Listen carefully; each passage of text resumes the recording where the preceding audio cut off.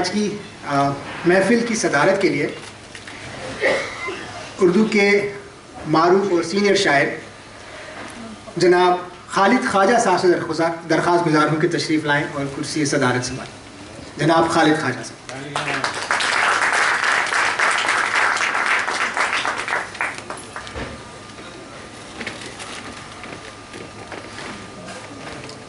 جناب خالد خواجہ اظہر جاوید کے قریبی دوستوں میں سے آج کی محفل کی صدارت کے دوسرے مہمان ہمارے محترم اور میزبان ہمارے محترم مہمان جناب محمد علی حیدر نقوی صاحب سے درخواست گزار ہوں کہ تشریف لائیں اور یہ کرسی سنبھالیں۔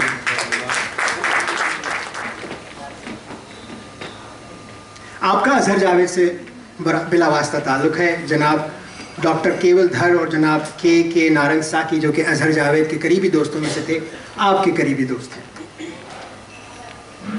تو آج یوں سمجھیے کہ یہ دونوں احباب مل کر اس محفل کی صدارت فرمائیں گے۔ اس کے بعد آج کی محفل کی نظامت، آج کی محفل کو آگے بڑھانے چلانے کے لیے آپ حضرات واقف ہیں۔ جناب تاشی ظہیر صاحب سے درخواست گزار ہوں کہ تشریف لائیں اور اپنی خوشی سے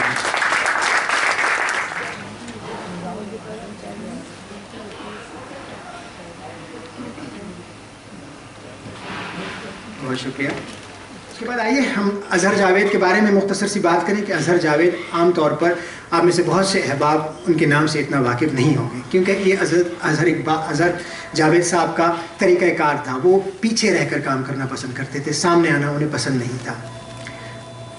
ان کی بے حد تصانیف ہیں، تاشی بھائی تفصیل سے آپ کو بتائیں گے۔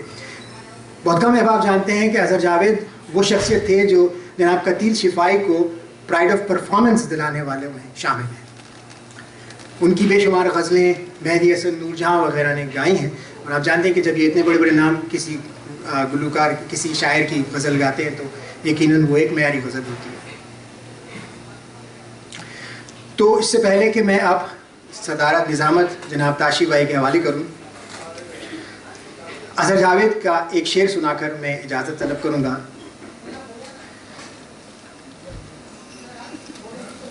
خط اس کے کیے واپس اور اشک بچا لائے، خط اس کے کیے واپس اور اشک بچا لائے، ایک بوجھ اتارا تھا ایک بوجھ اٹھا لائے۔ بہت بہت شکریہ جناب تاشی ظہیر صاحب۔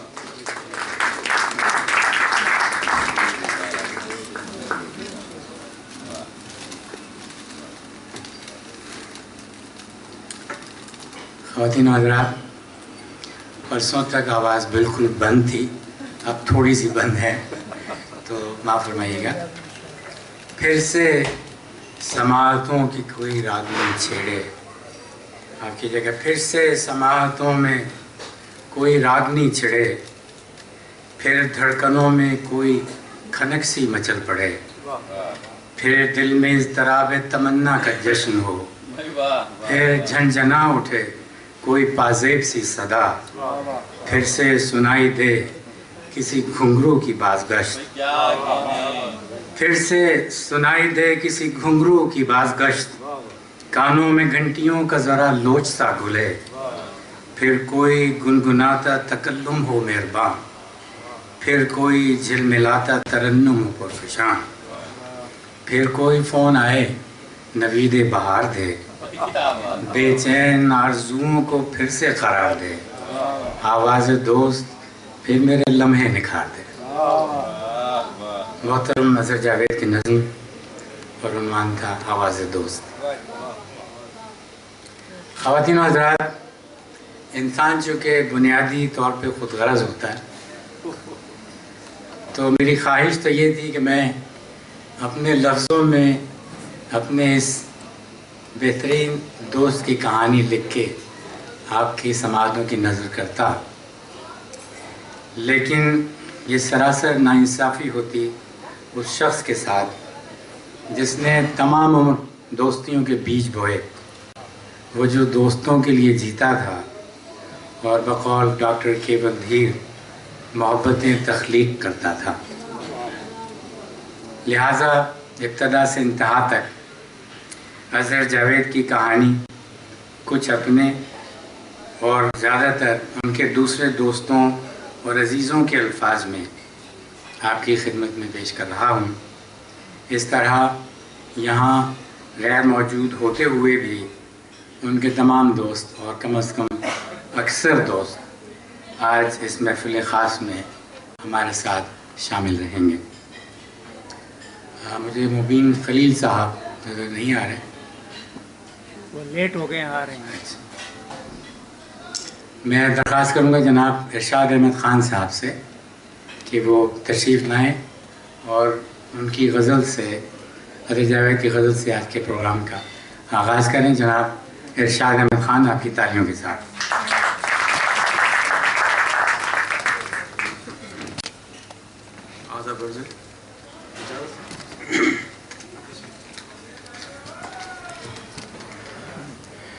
یہ غزل آپ کی خدمت میں ہے، اس کی طرز میں نے خود بنانے کی کوشش کی ہے، امید ہے پسند آئے گی۔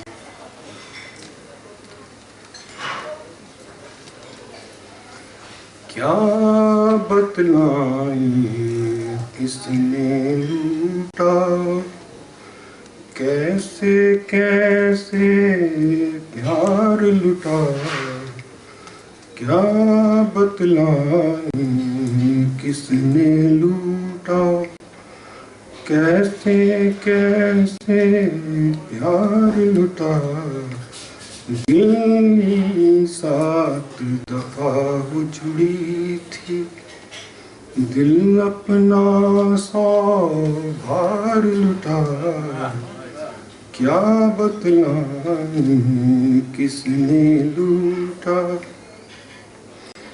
مجنوں رانجھا پنوں وامق، کس کس کا ہم نام لکھیں، دل کی راہ پہ چلنے والا اپنا ایک ایک یار لٹا، دل کی راہ پہ چلنے والا اپنا ایک ایک یار لٹا، کیا بتلائیں کس نے لوٹا،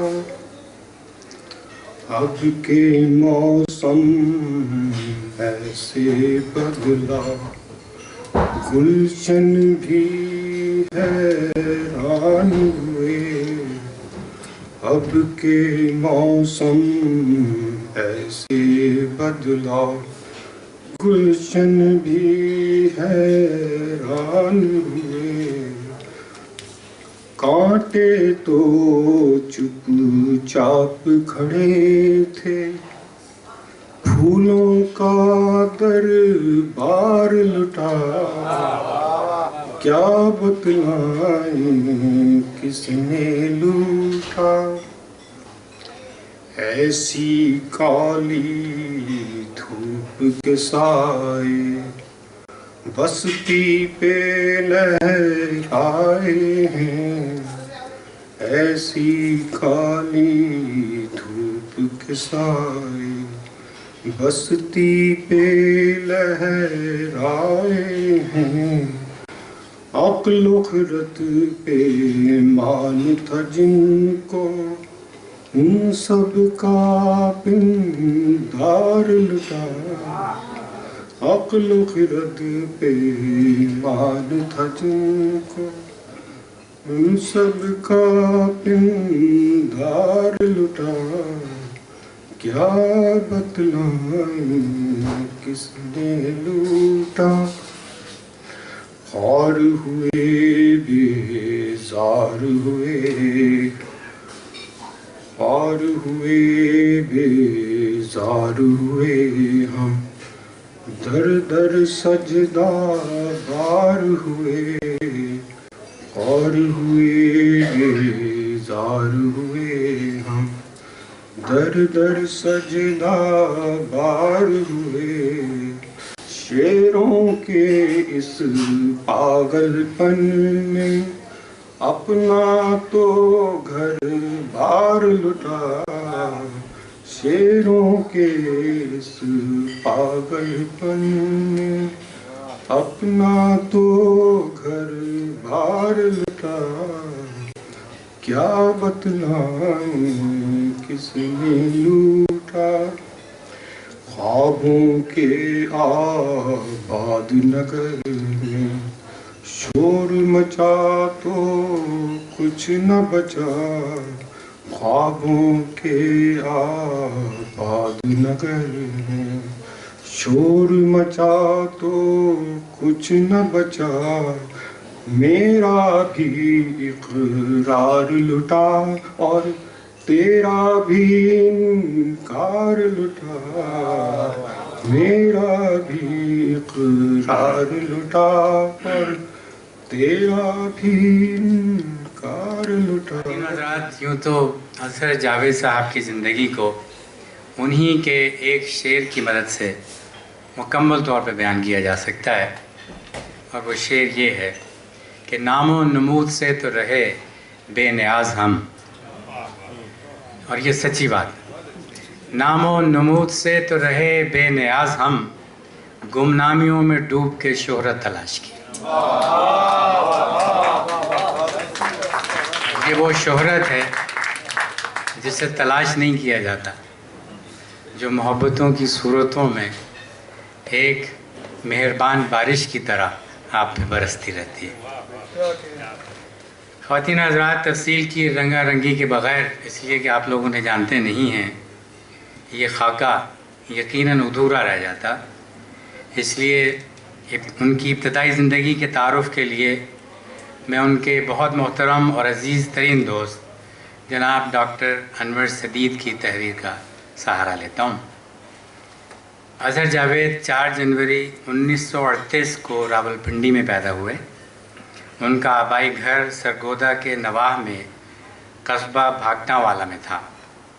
پرائمری کی تعلیم گوجرانوالہ میں حاصل کی، پھر آبائی گاؤں میں ننیال کے ساتھ سکونت اختیار کی۔ میٹرک کے بعد سرگودا آئے تو شاعری کا ذوق اپنے ماموں سے حاصل کر چکے تھے۔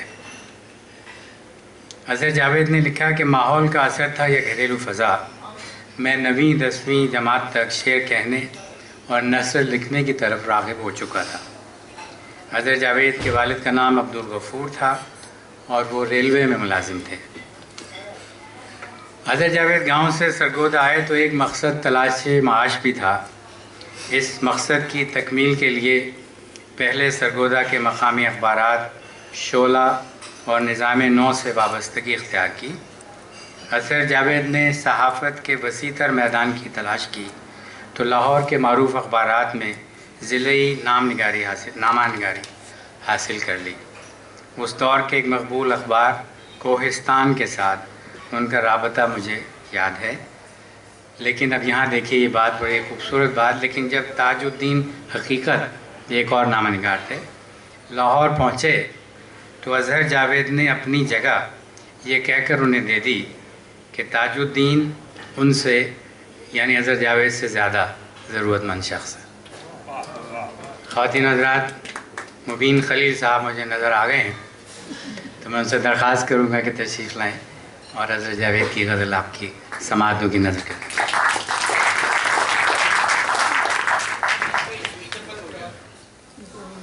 السلام علیکم۔ اظہر جاوید صاحب کی ایک غزل ہے، پڑھنے کی کوشش کرتا ہوں صحیح طریقے سے، غلطی ہو گئی تو معاف کیجیے گا۔ اچھا چلیے، شکریہ۔ صدا دوں کس کو، صدا دوں کس کو، دستک دوں کہاں وہ در نہیں ملتا، صدا دوں کس کو، دستک دوں کہاں وہ در نہیں ملتا، سفر سے لوٹ کر آیا تو اپنا گھر نہیں ملتا۔ صدا دوں کس کو، دستک دوں کہاں وہ در نہیں ملتا، سفر سے لوٹ کر آیا تو اپنا گھر نہیں ملتا، وہ جس کے لمس کی حدت سے میرا جسم جلتا ہے، وہ جس کے لمس کی حدت سے میرا جسم جلتا ہے، ہیولا ہے وہ سایہ ہے مگر پیکر نہیں ملتا، اور جو جھک کر وقت کے قدموں پہ سر افراز ہوتا ہے، جو جھک کر وقت کے قدموں پہ سر افراز ہوتا ہے، انا کے دوش پہ ہم کو تو ایسا سر نہیں ملتا، انا کے دوش پہ ہم کو تو ایسا سر نہیں ملتا، نہیں مشفق کوئی اس سا محبت کرنے والوں میں، نہیں مشفق کوئی اس سا محبت کرنے والوں میں، اور اہل دل میں اس جیسا ستم پرور نہیں ملتا، اور اہل دل میں اس جیسا ستم پرور نہیں ملتا۔ میں ہوں نردوش لیکن جرم کا لیبل لگا مجھ پر، میں ہوں نردوش لیکن جرم کا لیبل لگا مجھ پر، وہ قاتل ہے مگر دامن بھی اس کا تر نہیں ملتا، صدا دوں کس کو دستک دوں کہاں وہ در نہیں ملتا، سفر سے لوٹ کر آیا تو اپنا گھر نہیں ملتا۔ شکریہ۔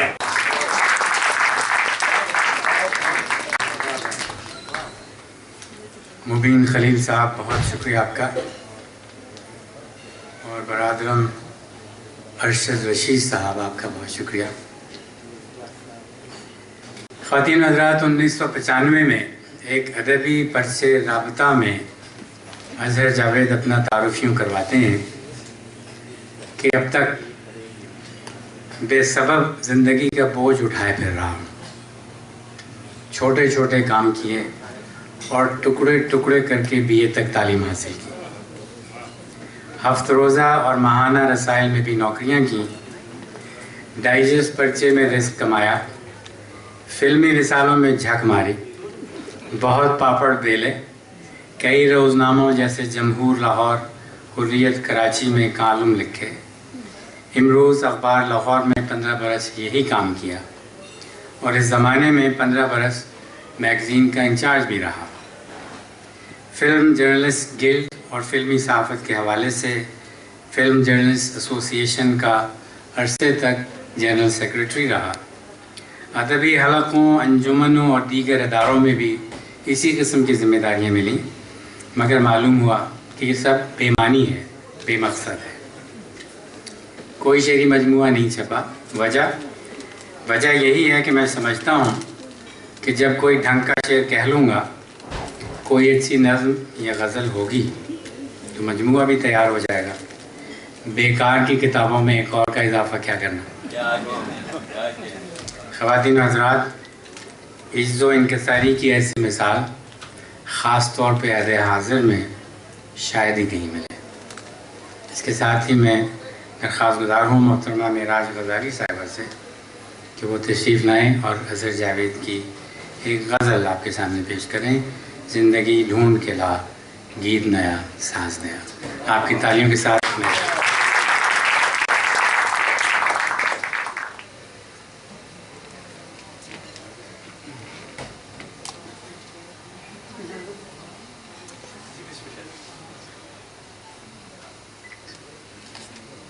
زندگی ڈھونڈ کے لا گیت نیا ساز نیا،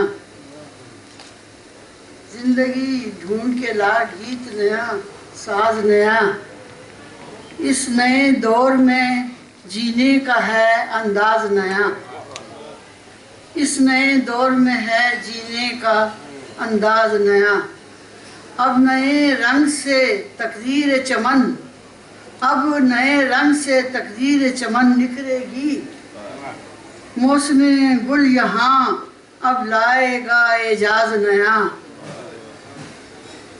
اپنی رسوائی کا پرچم لیے پھرتا ہوں یہاں، جرم اخلاص نے بخشا مجھے اعزاز نیا،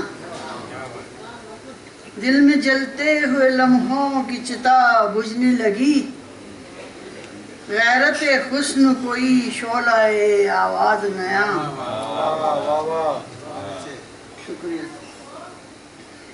میں ہوں پتجھڑ کا کوئی آخری پتا لیکن میں ہوں پتجھڑ کا کوئی آخری پتا لیکن تو ہے خوشبو تیرا ہر روپ نیا ناز نیا. دل وہ زیدی نہیں جو زہر سے مر جائے گا. دل وہ زیدی نہیں جو زہر سے مر جائے گا. ہاں کوئی ساغر سم ہے میری شہناز نیا. پیار کے نام کو بیابار بنا لو اظہر. دوستوں نے یہ بتایا ہے مجھے راز نیا. پیار کے نام کو بیابار بنا لو اظہر. دوستوں نے یہ بتایا ہے مجھے راز نیا. زندگی ڈھونڈ کے لا گیت نیا ساز نیا. اس نئے دور میں جینے کا ہے انداز نیا. شکریہ.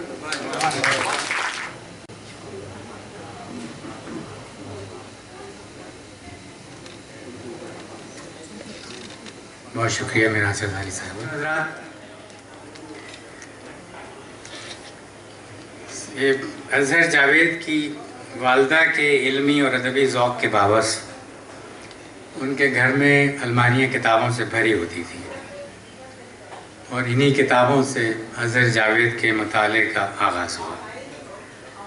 سرگودا میں قیام کے دوران ان کا ادبی ذوق انہیں ملک کے معروف و مشہور شاعر جناب الطاف مشہدی کی محفل میں لے گیا جو اس زمانے میں شاعر شباب کہلاتے تھے. الطاف مشہدی اظہر جاوید کے انداز گفتگو، سعادت مندانہ رویے اور شائستگی سے بہت متاثر ہوئے اور جلد ہی اظہر جاوید ان کے التفات خاص کے حقدار ٹھہرے. الطاف صاحب کی تجویز پر اظہر جاوید نے ان کے ساتھ مل کر ہفتہ وار رسالے کا اجرا کیا جس کا نام خلوص رکھا گیا. خواتین و حضرات، اظہر جاوید کی عمر اس وقت 18 سال سے کم تھی اور اس بات کا علم ہمیں اس لیے ہوتا ہے کہ جب ڈیکلریشن کے لیے انہوں نے اظہر جاوید کا نام استعمال کیا تو ڈیکلریشن نہیں ملا اور انہوں نے وجہ لکھی کہ آپ کا کم از کم 18 سال ہونا ضروری.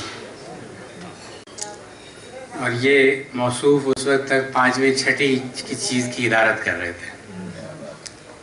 یہ سلسلہ کچھ عرصہ چلا، پھر اظہر نے ضرب مجاہد کی ادارت سنبھالی.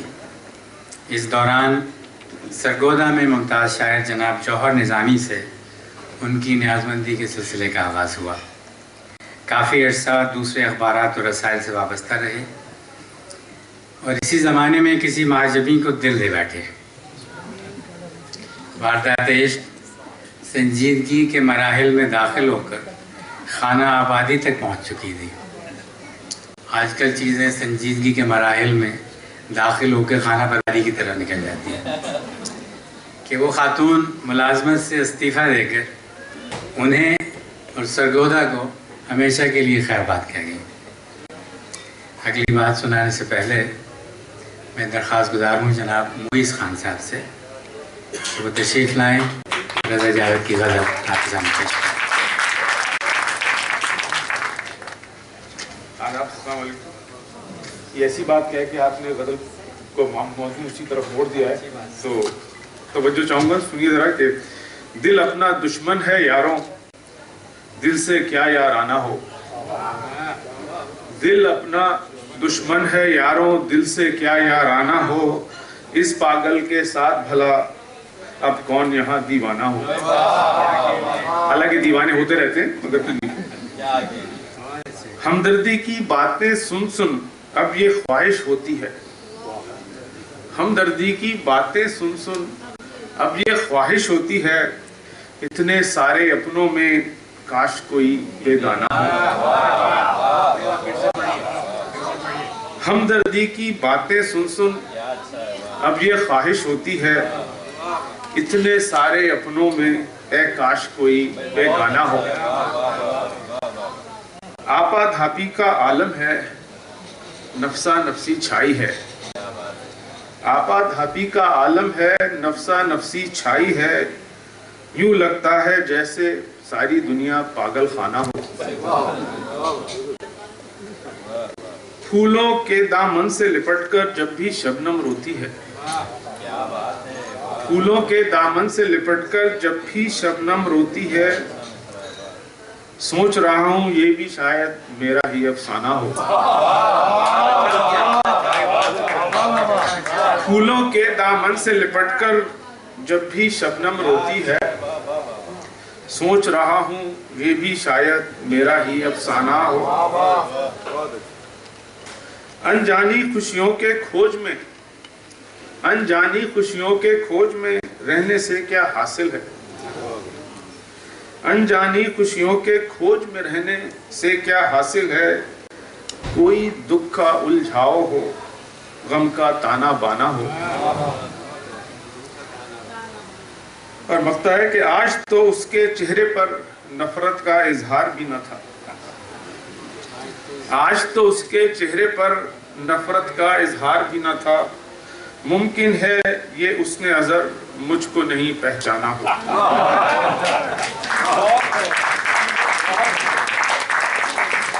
बहुत शुक्रिया मुइज़ खान साहब। ख़वातीन और हज़रात,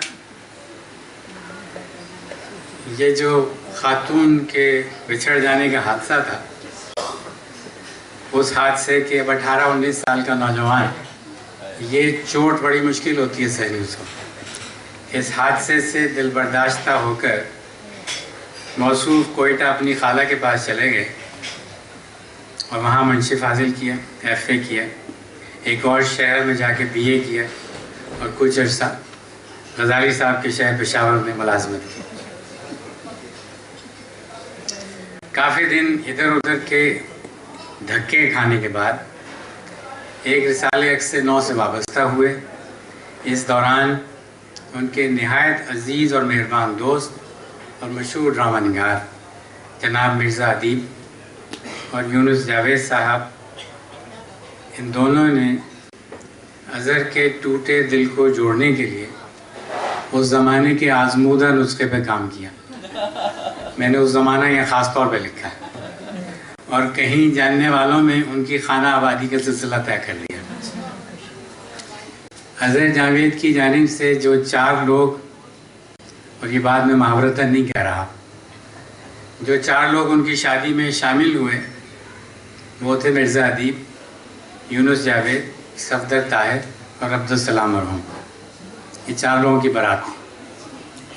उसी ज़माने में राइटर्स गिल्ड के मुकाबले में जनाब अल्ताफ़ गौहर की तश्कील करदा अंजुमन पाकिस्तान थिंकर्स फोरम और में अज़हर जावेद बतौर सेक्रेटरी जनरल शामिल हुए। फिर 65 की जंग हुई और मामला एक बार फिर ठप हो गया और बेरोज़गारी और बेगम दोनों उनके घर आवाज़ है। कुछ अरसे बाद उन्होंने ताल्लुक़ात आमा का काम किया और दिलचस्प बात यह, और इस बात का शायद ही किसी को इल्म हो, कि उस ज़माने में अज़हर ने पाकिस्तान के TV ड्रामों में कुछ अरसा काम भी किया, अदाकारी की। उसके सब निशान उन्होंने मिटा दिए थे जाने से पहले। कुछ दिन बाद उन्होंने रोज़नामा इमरोज़ में रिपोर्टिंग शुरू की। वहाँ से वो सैयारा डाइजेस्ट में चले गए और इसी ज़माने में उन्होंने जर्नलिस्ट गिल्ड के नाम से एक फ़िल्म भी बनाई। कुछ अरसा रोज़नामा मसावात से वाबस्ता रहे और कुछ अरसा बहुत मशहूर अदबी रिसाला अदब लतीफ़ और तख्लीक, दोनों रिसालों के बैक वक़्त मुदीर भी रहे। अदबी पर्चे तजदीद नौ की मुदीरा मशहूर अफसाना निगार और नावल निगार मोहतरमा अज़रा असगर के मुताबिक अज़हर जावेद की अदबी सलाहियतों को उजालने में उसकी वालदा माजदा का बहुत दखल है। मौसूफ़ा ने यकीनन पंगूड़े में खेलने के लिए उसे झुंझुने की बजाय कलम दिया होगा और लोरी की जगह इस्माइल मेरठी की नज़में सुनाई होंगी। किरदार साजी में भी उनकी वालदा की होशमंदी और खुश सलीक़गी का असर नुमायाँ है।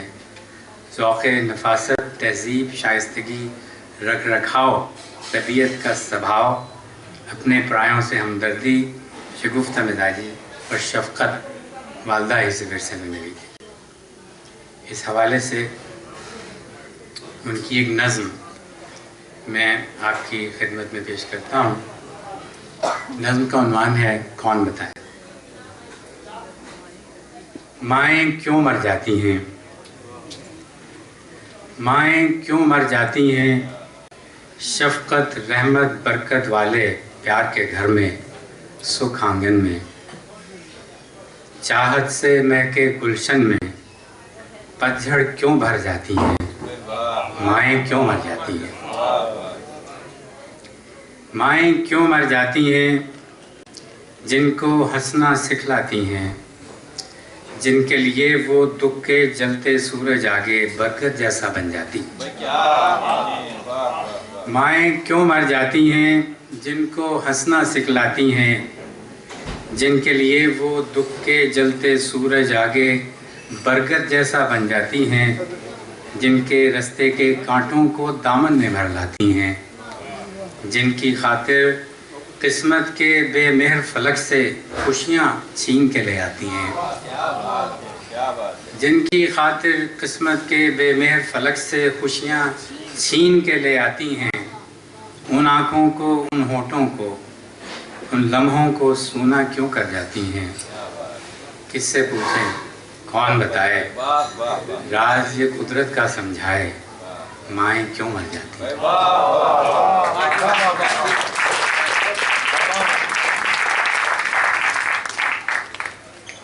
خواتین و حضرات،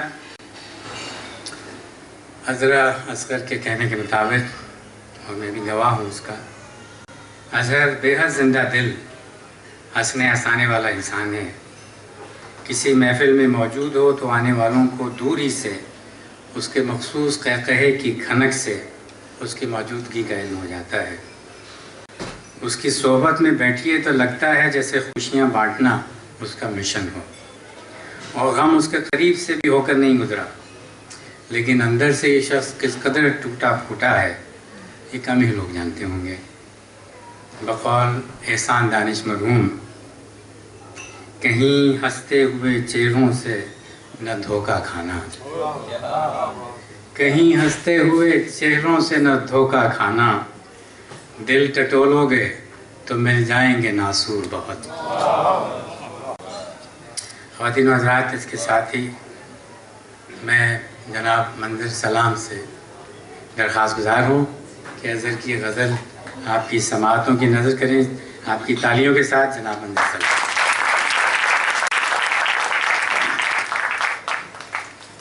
سلام. منظر صاحب ترنم سے ہو جائے. جو چاہیں بھی تو دم بھرتا نہیں، جو چاہیں بھی تو دم بھرتا نہیں، سمندر دوستی کرتا نہیں. میں لہروں سے لپٹ کر سو تو جاؤں، میں لہروں سے لپٹ کر سو تو جاؤں، میرے اندر کا ڈر مرتا نہیں ہے. ہمیشہ عشق میں ناکام ٹھہرے، ہمیشہ عشق میں ناکام ٹھہرے،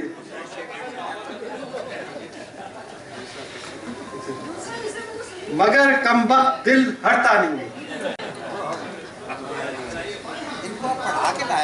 تیاری نہیں کر کے آئے ہو. ہمیشہ عشق میں ناکام ٹھہرے مگر کمبخت دل ہٹتا نہیں.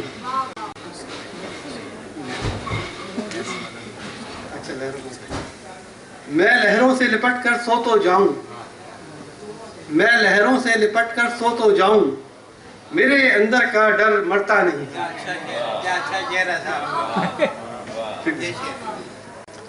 وہ آنکھوں سے سناتا ہے کہانی، وہ آنکھوں سے سناتا ہے کہانی، بڑی محفل میں بھی ڈرتا نہیں.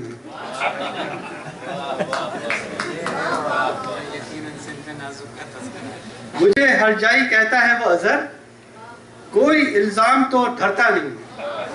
شکریہ.